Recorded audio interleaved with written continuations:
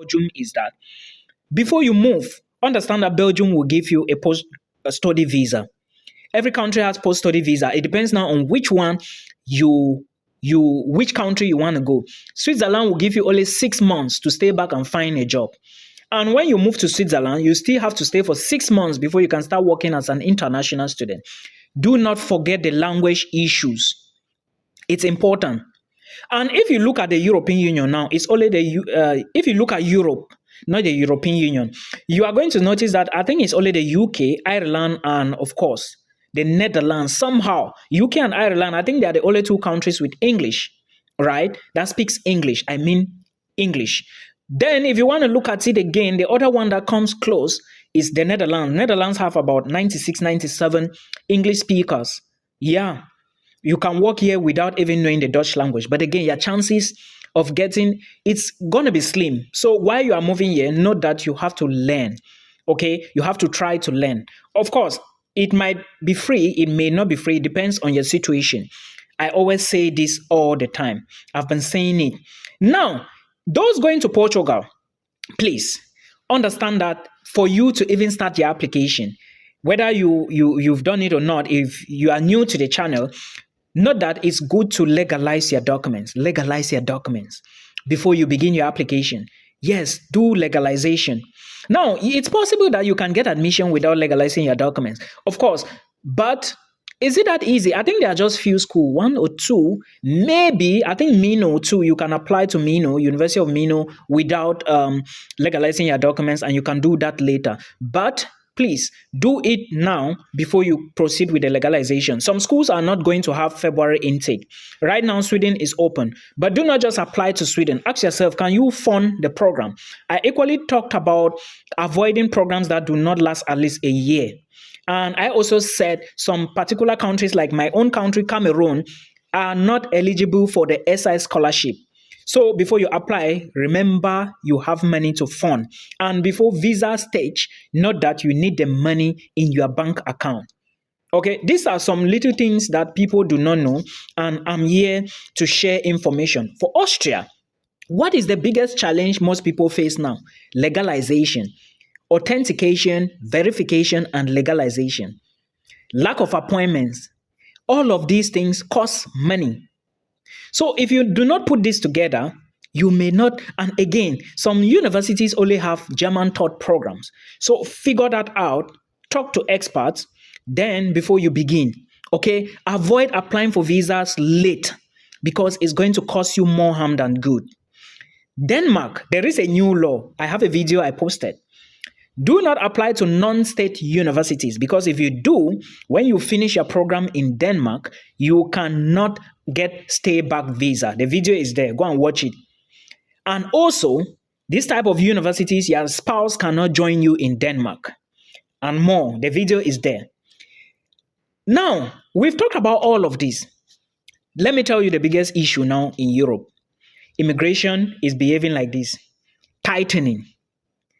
US, Canada, Europe. So, the earlier you do it, the better. Don't let any opportunity pass you. Again, it depends on what you want. Not everybody will start a business. Not everybody will do the same business you want. Some people want to get different things in their life. So, choose your own career wisely. Invest your money wisely. I'm just here as a messenger to share this info. Right? You have to first of all get temporal authorization to stay. And there are documents for that.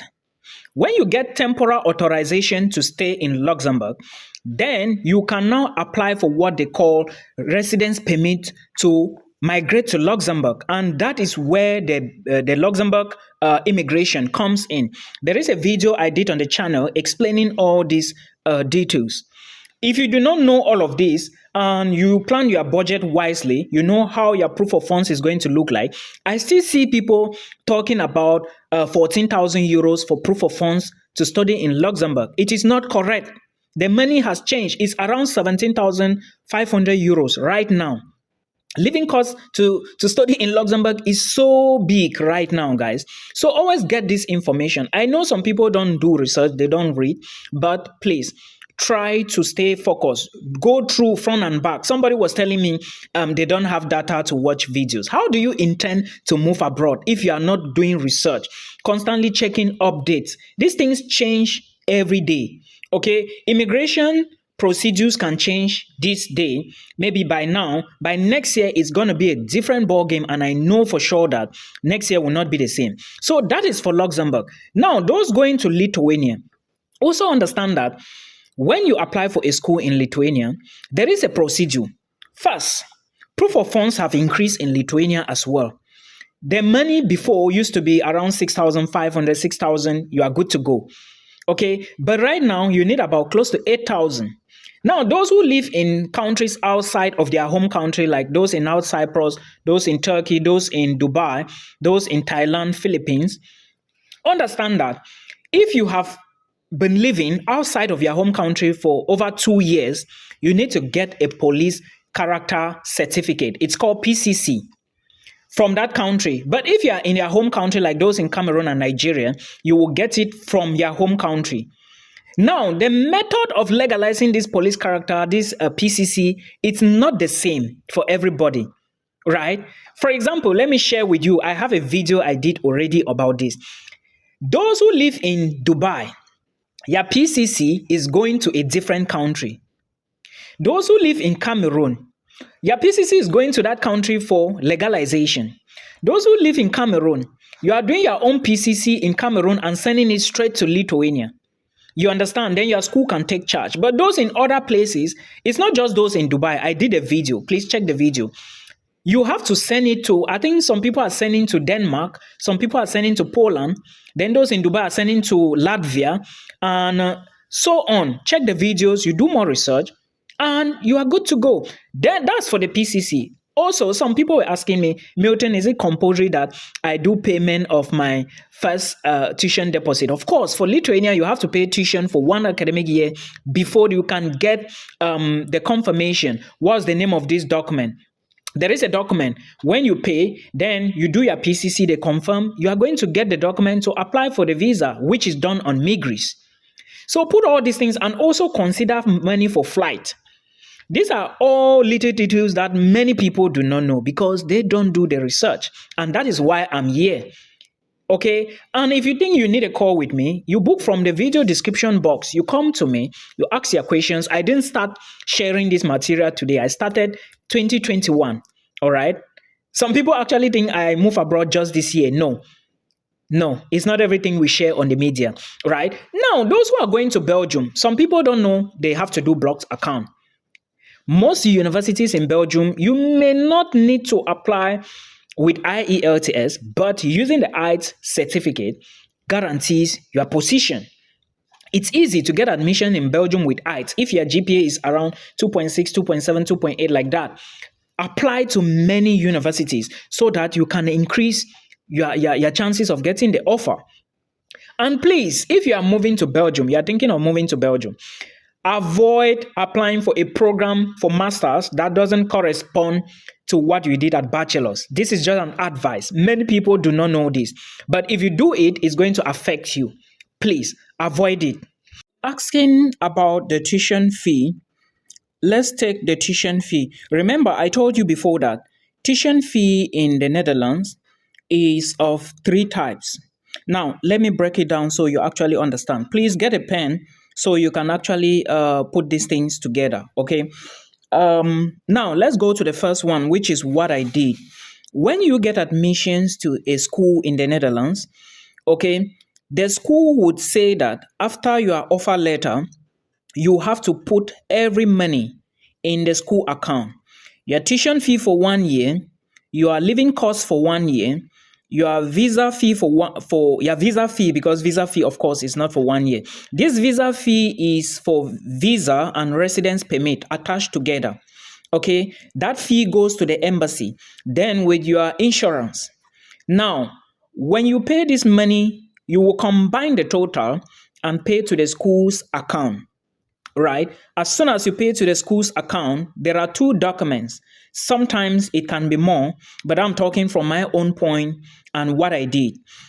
you would there is a document you are going to sign, authorization. You are giving the school authority to check. Now this also brings me to something. You see, most people, they always be like, Milton, would the school check my bank account? Yes, because now in that authorization form you are signing, it's just that many people don't read it.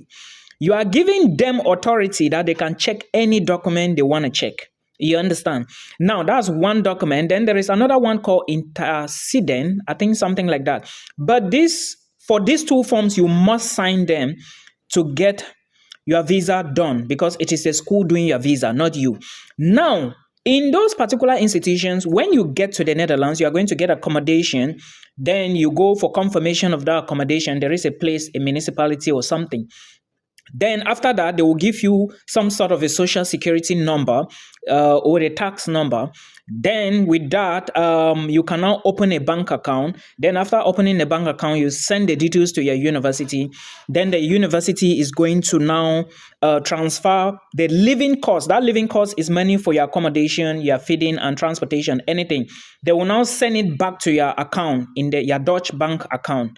Okay, this is the way it works. If you do not get accommodation, you cannot get it. There is another video I did on my channel where I talked about how to get accommodation and things to avoid, because I saw a lot of things here. So many people will be telling you, oh, we have accommodation, don't give anybody money. Okay, watch that video, please. Then that is how some schools operate. Some other universities will tell you, okay, give us just your tuition fee for 1 year. Then if you are sponsoring yourself or you have a sponsor, you upload their bank account, like their bank statement. Okay, if you are sponsoring yourself, the bank statement will be in your name. If you have a sponsor, the bank statement will be in the sponsor's name. There is a Nigerian I worked with, right? I cannot give you all the details. Privacy is important. He is actually using the spouse, right? So the documents, I think I submitted a bank statement, the passport of the spouse, and there is another form, authorization form filled by the spouse. You understand? So, but not all institutions, like I explained to you. So that's the second set. Then the other group of universities in the Netherlands, I think they are going to tell you, just show a bank statement and you are good to go. Right? Remember, that bank statement you are showing must carry your tuition fee, your living cost, your insurance, visa fee. Some schools will tell you to pay the visa fee. Okay, then just show them the bank statement that you have your tuition for 1 year plus your living cost plus insurance. I hope you understand. So this is what you should know. But among all of them, I will advise you go for the one where you are giving the money to the school, because that's a technique you are using. In this case, nobody is going to reject you because the school already collected your money. You understand? But again, choose the universities well. If you want to check the schools, go to studyinthenetherlands.nl. I explain all these details on the channel. I think if you go there and check, you are going to see all of that. Then the other question you were talking about, you talked about moving with dependents, right? Let me see of this. Then, certain countries or different countries have different methods of proof of funds. There are countries that you are going to be using a blocked account. There are countries you are going to be using a bank statement. There are other countries you are going to be using probably maybe your own bank statement, or some other countries will tell you, we want to see the money in your bank account. So all these things you need to know before you engage yourself in all of this. Now, let me give you some countries here and tell you some striking things that you need to know about these countries, because many people just apply, but they don't think about this. They don't actually know about all these things. That's why I always recommend that if you really have some questions, come to me for one-on-one, ask the questions so I can actually I can explain better to you, because I cannot sit down and start typing a lot of stuff, right? Now, all these things I'm going to share here, I've done that already on the channel, but let's take a look at it again. Now, to those of you who want to move to Luxembourg, first thing first, let me tell you that there is only one affordable university in Luxembourg. Of course, there are other business universities.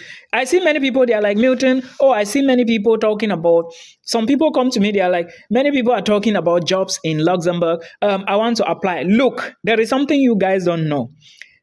In Europe, right? Well, from my little knowledge I've gathered, I will soon be 1 year in this country.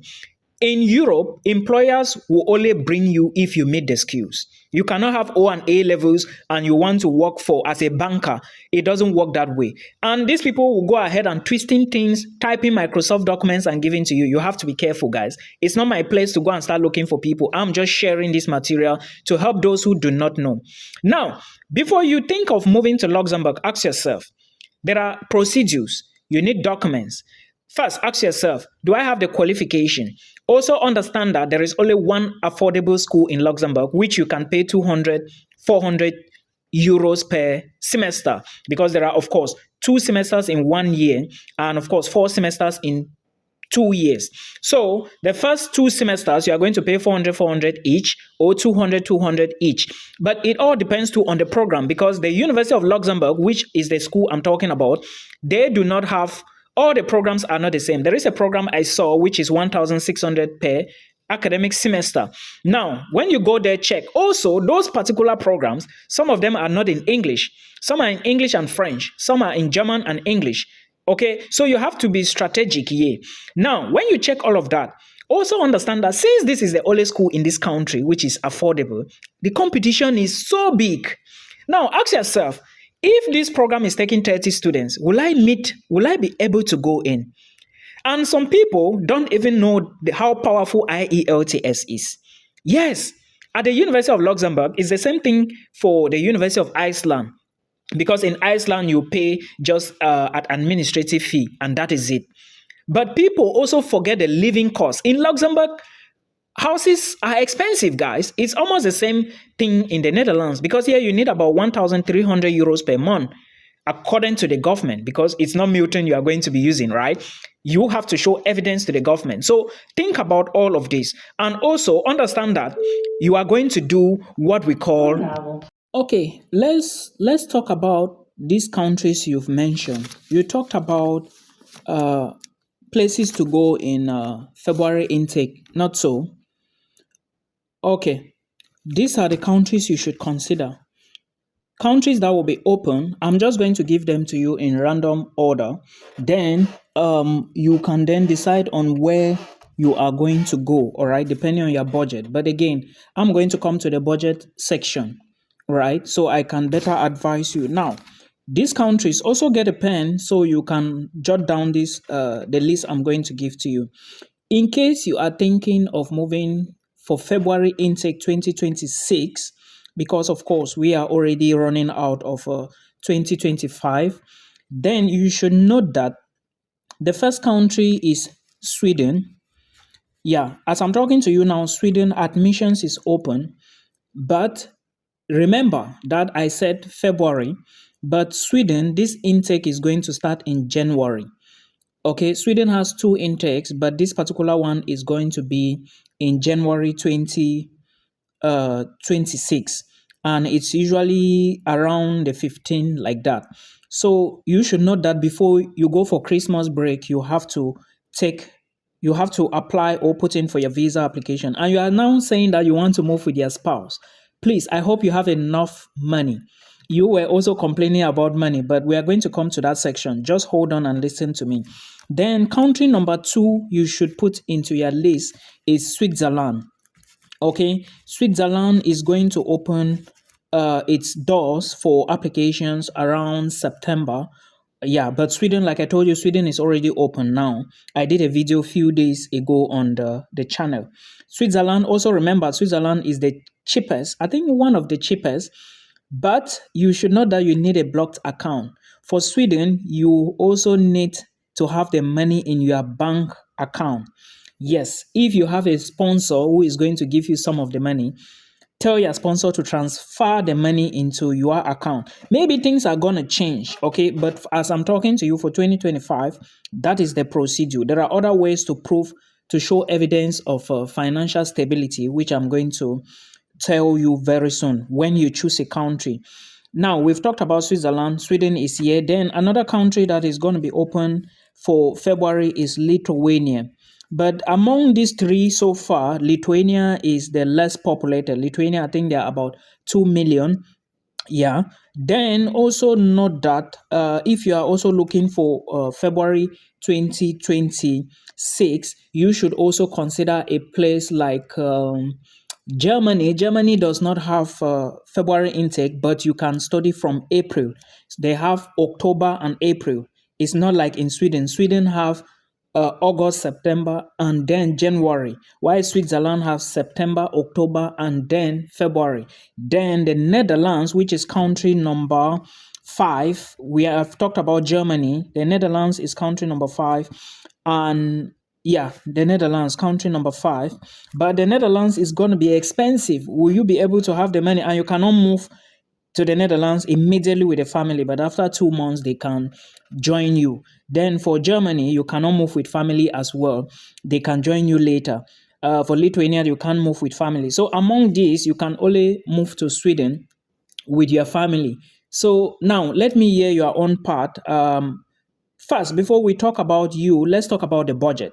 How much money do you have for this process? How much have you gathered? It's supposed to be in your bank account, okay? You are not giving it to anybody. Just keep it there.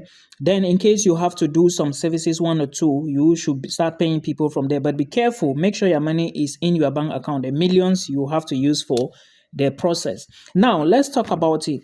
You have to move with a family member, your spouse, of course. But these other four countries cannot accept you. So now let's talk about the budget. How much money are we talking about here? How much have you saved? Or how much do you think at the end of the day you are going to have in your bank account? Because looking at the interval now, you have about July, August, September, October, November. You should be applying for the visa by November or latest December. So you have like 6 months from now. Yeah. So how much do you think you can add to the money? And by that time, how much will you gather together? And let's talk about it. Okay. Over to you now. Hey guys, so there is something you need to know if you are an international student and you intend to move to Europe to be precise. I'm not talking about Canada. Now, what I want to talk about is this visit visa, Schengen visa, whatsoever visa, because there is this technique that these people would tell you and confuse your brain.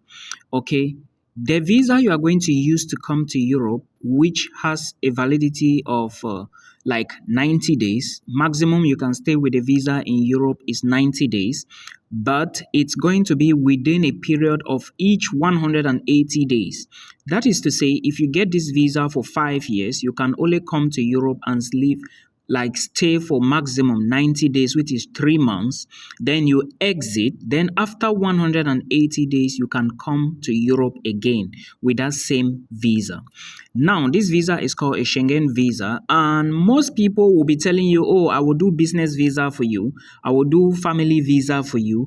I will do visit visa for you. I will do tourist visa for you. I will do medical visa for you. All of them is one visa, and the name is called Schengen visa. Now, do I encourage people to take this visa to come to Europe? If your main aim is to come here, turn around, move around, then go back home, then I will encourage you to use the visa.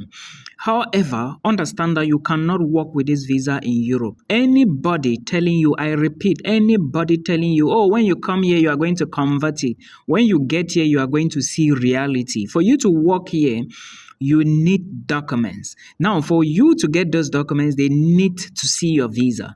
Now, if you come with a short stay visa or a tourist visa or a Schengen visa or whichever one, and not a student visa, how do you intend to get those documents? That is the question, okay? Because I keep seeing people coming to my inbox, oh, Milton, I gave this person 5 million. Oh, they gave me this visa. They never told me. You need to do your own due diligence and also listen to people. I have said many times that if you find information on FB, TK, UI, that is YouTube, you understand. Listen to the people talking about these things. Take a look at it. When you see somebody who knows what he or she is doing, you understand, you know, right?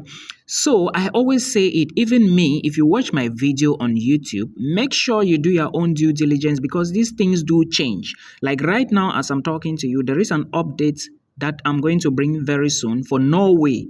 Okay, many people do not know that things do change, and I'm going to be updating you guys very soon. Please avoid this short stay visa, the Schengen visa or the business visa or whatsoever name they call to you.